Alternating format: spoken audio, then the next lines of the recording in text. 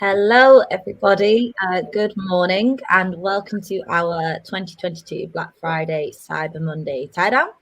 I'll just give everyone a few more seconds to join just before we get started.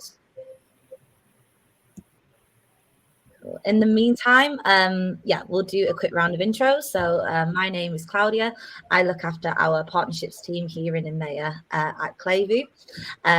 Today, we're going to spend some time delving into Black Friday Cyber Monday with some industry experts. We've got a great panel of some of our very close partners. Super happy to have you all on the call. It'd be great to go around with some intros. And I'd love to hear whether you actually bought anything over Black Friday, Cyber Monday. So perhaps let's start there. Maybe George, do you want to go first? Yeah, sure. So I'm George. I'm the head of growth at Buy Association Only. I look after our sort of strategic retained relationships. Quite boring answer to this one, but no, I didn't buy anything. Was nothing at all. No, I was tempted to buy a new TV, but I've had the same one for about 8 years. And you even work in e-com if you've not not bought a Yeah, I'm a fraud, really, unfortunately. Yeah. I love it. Fair. Thank you for the honest answer. Bethan, great to hear the same thing from you as well. Yeah, so I'm Bethan and I run the performance marketing team at Vervaunt. So I ended up buying a lot over Black Friday. So I recently just moved into a new place. So I bought my TV, my bed, I bought all sorts and spent a lot of money over the weekend. Likewise, actually, I'm also moving house and very similar to you. Bought a TV, an air fryer, a sound bar, and a toaster. So all very, very well kitted out. But congratulations on the new house. Phil, great to hear from you as well. So Phil Manson, founder and MD of PAASE Digital, a marketing automation agency. I'm with George. Maybe I'm cynical with marketing, and I didn't buy anything. Having moved house in March, we've kind of fully stocked, and I think it's that gear up for Christmas presents now for the children. So I kept my cards in my wallet for a change. Amazing. Last but not least, Tom. Yeah, so I'm Tom, head of SEO at Novos, and I did quite a lot of Christmas shopping, to be fair. Got a lot of Secret Santa presents and family presents, kids presents. Pretty successful, I'd say. It's good to know you started your Christmas shopping. We were just saying before the webinar started that a lot of us haven't even started. So I'm sure we'll be making some last minute purchases. It'd be great to delve into a bit around what we thought would happen compared to what actually happened over Black Friday, Cyber Monday. I think 2022 will definitely be a year remembered for quite profound change, all going back to normality, along with the uncertainty of a global economy facing inflation. So I think a lot of merchants were quite dubious and nervous going into Black Friday, Cyber Monday. But what did you expect to happen over that period versus what actually happened? It'd be great to hear your thoughts on that. Perhaps, let's start with George. Sure, yeah. I think we've certainly seen with a lot of our clients that Black Friday has become a much longer sales period than it ever was previously. Certainly a lot of our merchants have been partaking in Singles Day a lot as well, so that's kind of extended that sort of sales period across. So typically we used to see a much larger individual Friday, and now it's kind of spread across a longer period. We certainly saw that to be the case.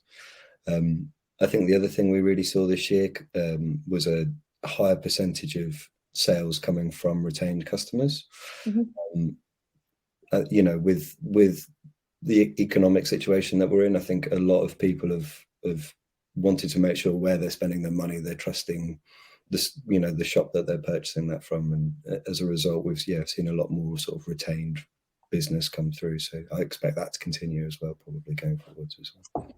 Yeah, it's quite interesting on a lot of merchants started a lot of their sales much earlier on. I know like Amazon did their another Prime Day at the end of October, and a lot of our merchants started sales quite early on rather than making the main focus on that Black Friday, Cyber Monday weekend. Bethan, any insights on that as well? Yeah, very similar. So I think all of our clients definitely kicked off sale kind of a lot earlier this year. And I think as well, like the sale kind of messaging we found was pretty kind of like heavier throughout the whole week as well. So where typically we kind of see heavier discounting throughout the week, a lot of clients kind of were going in with very strong offers from the start. And then I think as well, in terms of kind of expectations around it, naturally, obviously kind of rising costs across the platform, CPC, CPMs really increasing quite significantly from the, the fake Friday before actual Black Friday as well, where everything's is getting, far more competitive in that space as well. But I think interestingly, from kind of what George was saying there around retention, I think from our perspective, I think what we saw is kind of consumers shopping around a lot more as well, where they were, looking for that heavier discount. And I think we were expecting there to be a lot more, competition and a lot more consumers really just looking for the best discount possible as we obviously go into the cost of living crisis. Yeah, we found that I think it was the last week of October, the first week in November. It was very much like people were just browsing for deals. So they weren't converting a lot, but a lot of people were just on the market having a look what's out there. And then obviously the weeks leading up to the holiday period, they actually started converting a lot more. But yeah, Phil, it'd be good to hear from your side as well. Yeah, I think similar brands going earlier. We had one brand in particular that had a record October. I think they were 3 times higher in terms of email revenue if we look at our channel specifically. Then November was then flat year on year, so it was still a spike, but it was flatter year on year.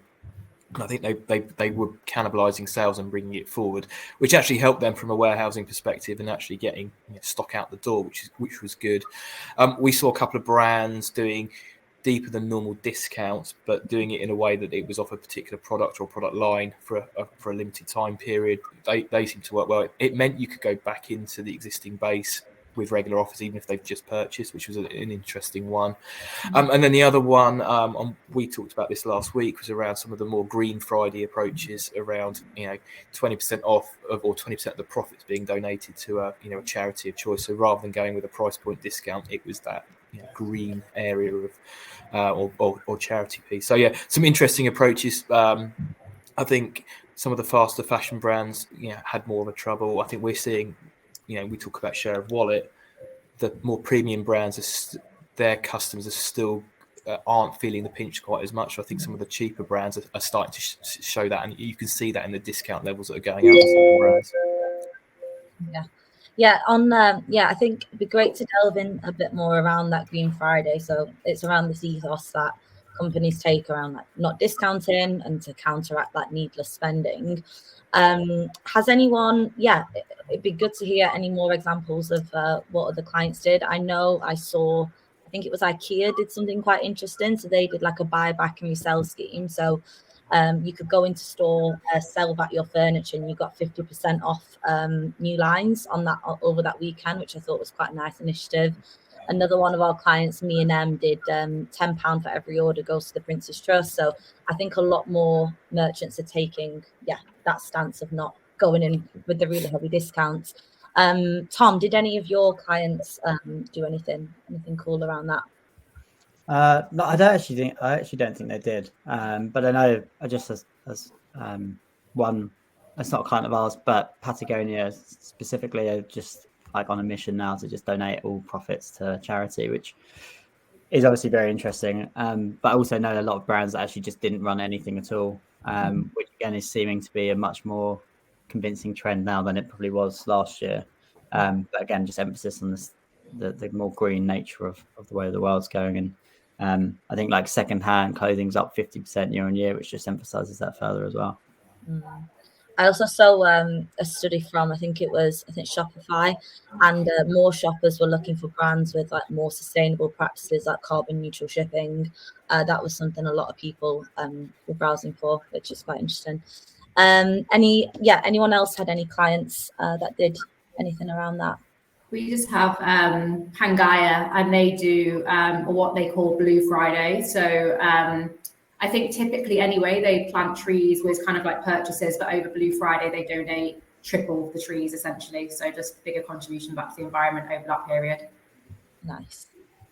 Good, good. We're doing all this stuff for the planet. We definitely, definitely need it. Cool. So yeah, I guess another thing, to touch on, is just around different verticals. Did anyone see a particular industry that really won out? Any particular items that typically sold a lot more than normal? Maybe one for you, George. Up to you. So I mean, we work with a range of different verticals, kind of typically all in the luxury sphere. But I can't say I saw a particular industry from our perspective that won out as such. I think it was more about sort of individually, I guess.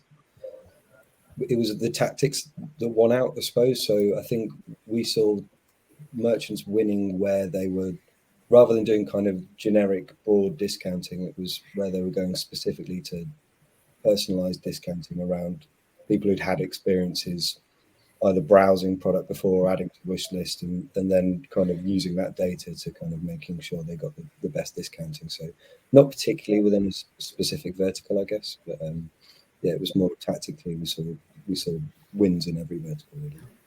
Yeah, I guess Bethan, the clients Vervaunt works with are quite in that luxury premium fashion lifestyle space. Was there any key findings across the board for you? Yeah, so as with George, like we kind of sit within the premium luxury space, and it's like an interesting space at the moment. I think Phil said at the start of the call that actually they're the types of brands at the moment that aren't necessarily feeling that pinch. And some of our clients actually had like record months, like in their kind of entirety, which was really brilliant to see, and probably exceeded expectations. And actually, I think one thing we spoke about the other day was the lipstick theory effect, in the sense that people are still willing to spend money on outwardly projecting, luxury goods. So actually, when times are hard, they're pulling back in kind of areas that people aren't necessarily seeing, but still want to have that, projection of wealth. And I think that really is probably quite reflective in how our clients did this year. So really strong across the board. Looks like we can't afford bread and eggs, but we can all wear nice lipstick. Yeah, exactly. I googled it after you mentioned it, and it's lipstick because Estee Lauder coined it. Yeah, very interesting. I think the other thing that kind of is striking a little bit more this year round is the effect of brands moving more to subscription. Mm-hmm. So they're getting more and more of their high end or high value customers onto a reoccurring subscription, which means they're almost then avoiding talking to them during these sale periods to try and avoid a reduction in that monthly fee that they're already claiming. So we've seen that on a couple of the other brands where you'd expect we've seen a spike, but not as high as potentially previous years. But it's because they're not talking to those customers about these deals. So it becomes a kind of a bit of an admin nightmare. Of course, suddenly you're on a subscription. You now need to have a discount applied to that subscription for a certain time period. So brands are trying to avoid that churn and resubscribe metric as well. So it's an interest as more and more brands go that way. It's going to be interesting how much of an effect that does have on peaks like Black Friday moving forwards. Yeah. Loads of our clients have moved towards subscription in the last year. It's definitely something on everyone's radar. I'm trying to think what Clayview saw just in terms of vertical. I know air fryers went up by like 157%. It seems to be all the rage at the moment. And I saw I think it was another study done by JFK, and they saw that all the top selling energy efficient appliances like electric blankets, clothes airers, heated throws all did really well. I think it's around the low cost refresh where we're trying to make homes a lot more efficient going into what's probably going to be quite a difficult year next year. Moving on then, probably one for you, Tom. Now that the madness is over, like what do you envisage is going to happen over the next few weeks, and what are your predictions for the rest of the shopping season? I think like this, definitely after Black Friday, the Cyber Mondays come and pass, and actually deals are still going on quite evidently. It's just that something like 78% of people are still actually shopping, and so it's not all over for the Christmas period.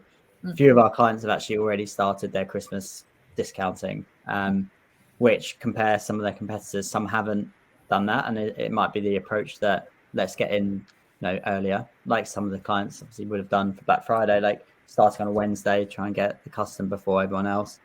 So that's definitely, I don't think it will slow down, and actually you can probably still pick up loads of deals if you just browse around, which kind of then emphasizes the whole more people searching just generally and maybe not spending as frequently. Yeah, I think it'll definitely. I think it will definitely carry on going into Christmas, especially for people like us that didn't buy. Yeah, we're gonna have to go and buy some stuff.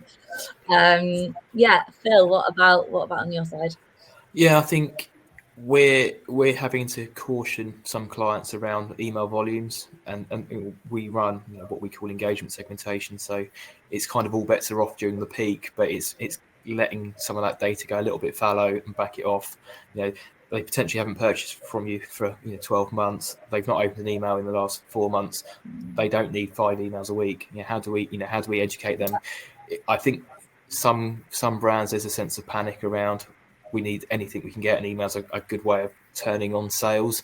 But there's a risk of becoming a DFS sale, I think, in my view, where you're just constantly on sale and it devalues the brand, and then it becomes a price point war where you're just shopping around them for that product the cheapest way. So it's how do brands manage short-term cash flow that they need to obviously make sales, but also do it in a profitable way, because I suspect there's some brands out there at the moment that aren't profitable. They're just managing cash flow. Yeah, it's interesting that around I think spamming, I did when I was on a site over that period. I didn't buy, and every day they've been hammering me, and it's just I now just don't want to buy from them. And that's quite annoying. So I think it's how brands can take a not too forceful, but also not put people off coming back to site. It needs brands to think about where people are in their customer journey. So a prospect, well, actually, if they're on the site regularly and they haven't purchased, what the messaging that you're sending isn't resonating, what can you do differently versus those existing customers? But brands sometimes forget that if a typical purchase is 1.3 times a year, if they've just purchased, emailing them 3 times in the following week probably isn't going to impact that buying behavior. So how do you start changing that and really matching the data? So there's opportunities out there if brands can get away from just that mass broadcast approach. I think taking a very personalized and tailored approach. Well, I was chatting to a brand yesterday. It's that all or nothing type thing between going from a mass broadcast approach to heavily personalized isn't an either or. There's steps and iterations within that to make it commercially viable and go in stages and think about commercially viable segments that are large enough that you're going to make a good impact for the cost of actually building the creative. I think brands talk about personalization but forget the creative iterates that need to be created to be able to deliver that, and it's that balance. And I think that was actually one thing that we saw over the Black Friday weekend was that on prospecting, there was a lot of brands that assumed brand awareness, and they just had creative out there that was a percentage discount, but really probably quite poor branding, not really any product imagery or education around that. So that ad is just going to fall quite cold on a new audience. So you do whilst it is good to keep that creative quite simplistic over that Black Friday weekend, it's really important still to consider, well, actually this is the prospecting audience. They don't know who we are or what we sell. We still need to have some form of personalization there to actually educate them of what we sell. So I think that's probably actually one thing that we spotted that was maybe missed from a few brands. George, I can't remember if we did you. I don't think we did. Any predictions for the next few weeks? Yeah, I think it's kind of like what Phil was saying. I think it's about, from our end, making sure that people aren't going into sale too early.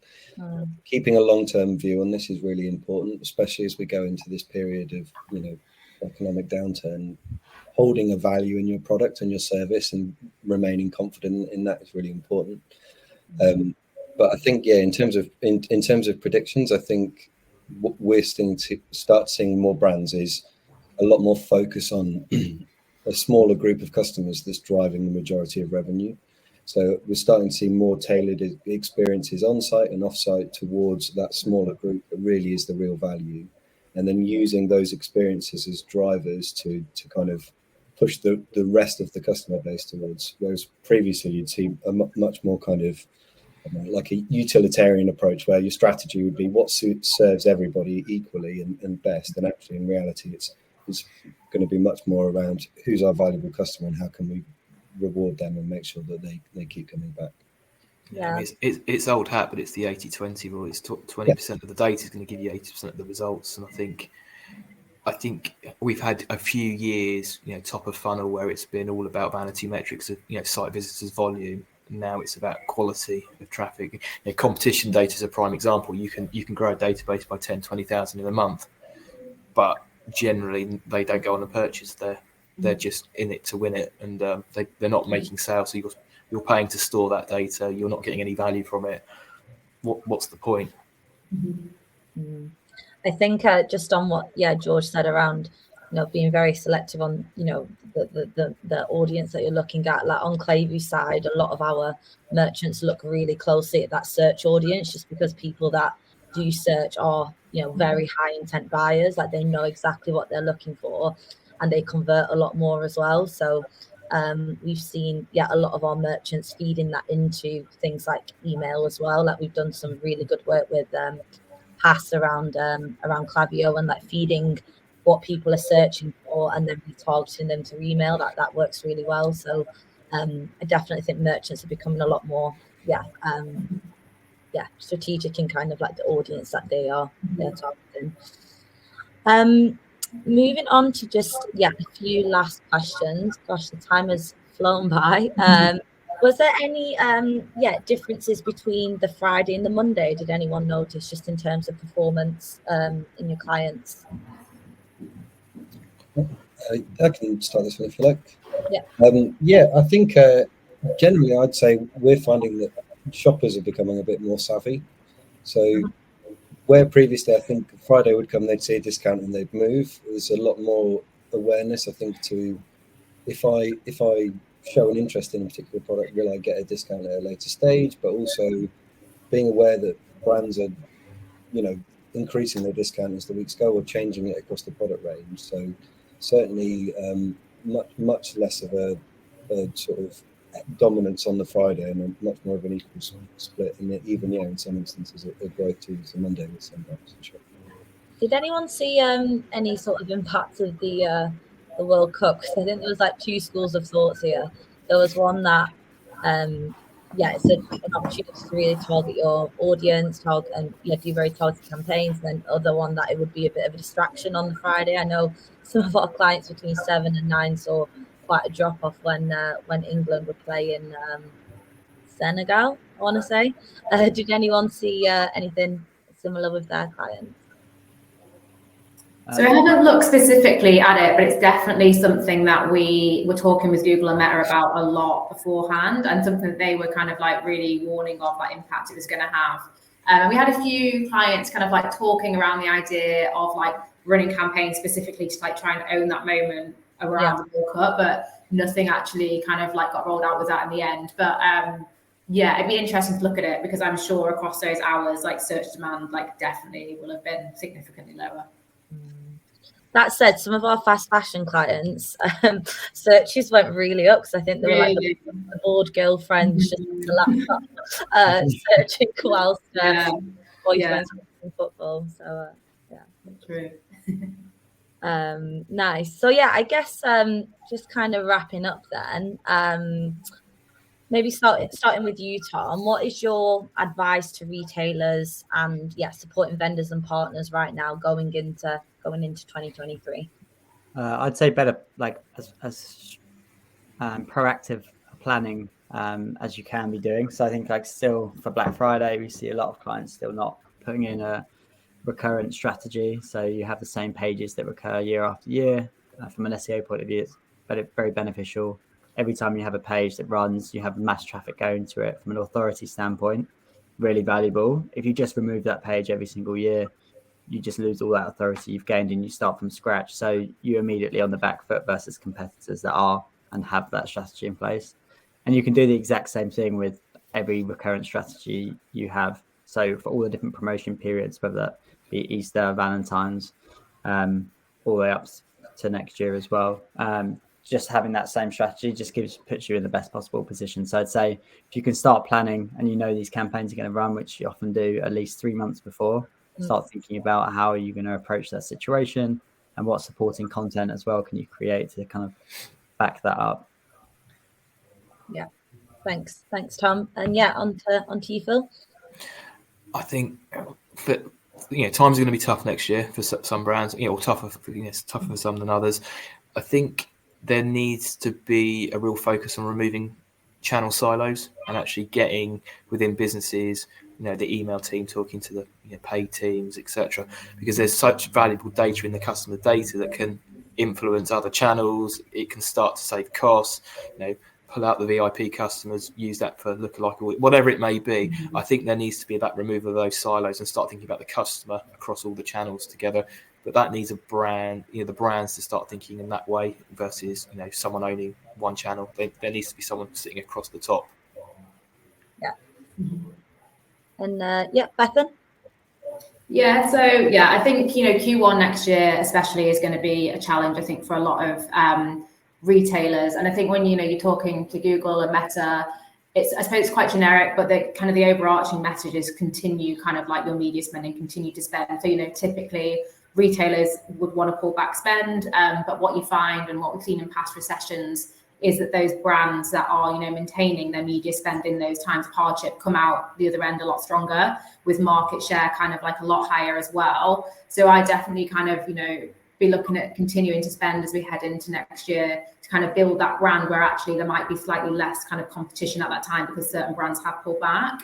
I think as well, like looking at broadening kind of like your marketing mix as well. So testing other channels where CPMs or CPCs might be a little bit cheaper than the likes of Meta, and just kind of looking at other pockets of opportunities where to kind of reach new audiences there as well. Yeah, amazing. And last but not least, George. Sure. I think making sure you keep an eye on your long-term plan and stick to it. I think there's going to be a lot of brands that are going to be reactive to, we've had a poor week, let's go into sale a week earlier, or,